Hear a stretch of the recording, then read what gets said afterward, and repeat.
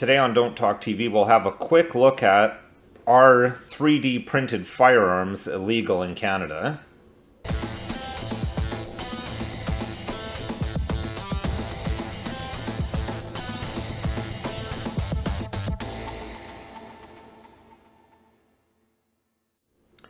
Hello, my name's Nicholas Wansbutter. I'm a lawyer in Stratford, Ontario, Canada, and welcome to Don't Talk TV.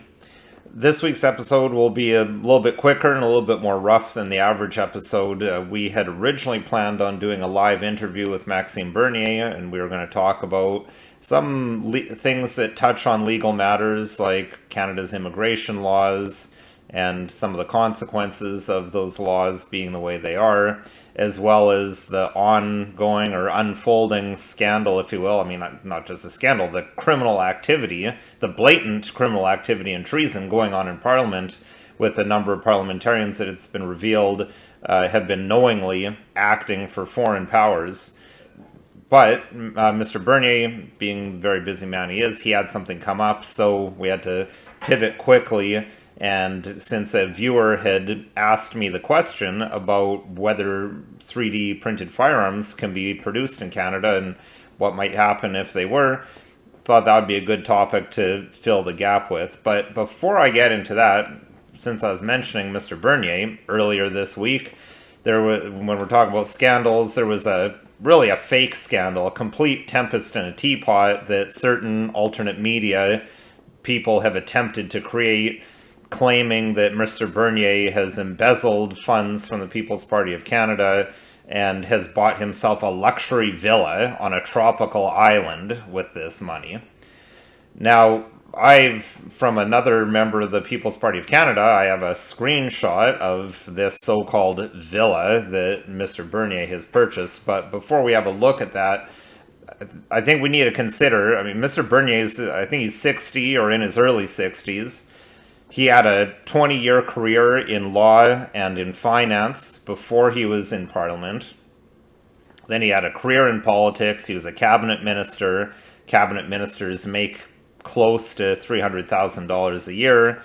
The man has money. He clearly has money. I mean, he's also old enough that I'm sure his house is paid off, so he can afford to buy a vacation property.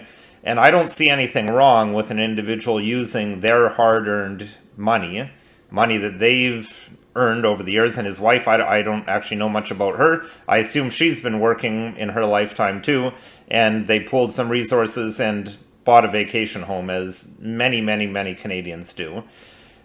So, I mean, that right off the bat already had my spider senses tingling that this doesn't really sound like anything so nefarious. I mean, Pierre Poilievre, who many people are real huge fans of, I mean, he owns a whole bunch of income properties that he rents out to people. That's okay, but having a vacation property when you're in your 60s isn't okay. But let's have a quick look at this so-called villa, and then we'll get into the 3D firearms thing. So here's a screenshot of the so-called villa. This is shared by another member of the People's Party of Canada, as I said. This is something that was damaged in a hurricane, apparently, so I suspect that Mr. Bernier got a bit of a deal on it. It says that the last sold price was $845,000, but I don't know if that means that's what he paid for it, or he got it for less. I mean, just looking at this picture, it doesn't look like anything too crazy. It's, a house built in the 70s, 2-bedroom, 2-bathroom. Okay, it's got a pool and a spa and a double-car garage, but you can look at this. This isn't a villa. This is a Florida vacation home that thousands of Canadians have. So I'm not seeing what the big deal with this, and there's no evidence whatsoever that any money was stolen from the People's Party of Canada. I mean, he has a salary, $104,000 a year. I mean, that's right on the People's Party of Canada website. For the leader of a party and for the amount of work he does, that doesn't seem like anything obscene. So I thought that was worth looking at, because a big thing I talk about on this channel, and a big thing in law, is it's always about the evidence, not innuendo, not speculation. It's about the evidence. So I just showed you some evidence to see what's going on here. Again, I'll probably get the usual comments I get of like, oh, you shouldn't be splitting the vote by supporting the PPC, or why don't you interview one of these other leaders? Well, I mean, I can say that my volunteer PR guy has reached out to the Conservative Party of Canada. We just get crickets in return. I'm not big enough to get their notice, I guess. Mr. Bernier is willing to come on the show, so I'm willing to speak to people who are willing to come on the show and who are interested in coming on the show and discussing legal topics. If one of the big Conservative Party of Canada supporters can get Mr. Poilievre, then, make it happen, and we'll have a chat with him, and could be an interesting discussion.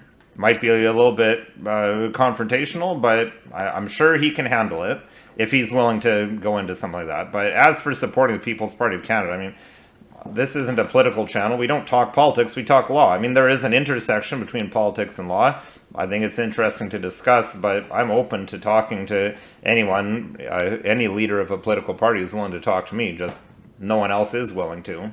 So let's get into 3D printed firearms. So, I mean, this is pretty straightforward and pretty clear. I mean, I'll just say at the outset, it's illegal. You cannot make 3D printed firearms in Canada. End of. Very, very easy answer to the question. But let's just take a quick look at the Criminal Code of Canada, and we'll just see what provision of that code makes it illegal to make 3D printed firearms. So I've got my criminal code open here to section 99 sub 1, and that says right here, every person commits an offense who A, manufactures or transfers, whether or not for consideration, or B, offers to do anything referred to in paragraph A in respect of a prohibited firearm, a restricted firearm, a non-restricted firearm, a prohibited weapon, a restricted weapon, etc. And doing so knowing that that person is not authorized to do so under the Firearms Act. So that you can get authorizations under the Firearms Act. I mean, like Colt Canada, for example, they have authorization to produce firearms in Canada. But for the average person that doesn't have that sort of license, they cannot make any firearm. So prohibited firearms or restricted firearms would be if you're making a copy of something that's listed as a prohibited or restricted firearm. Any other firearm that is not specifically prohibited or restricted is a non-restricted firearm.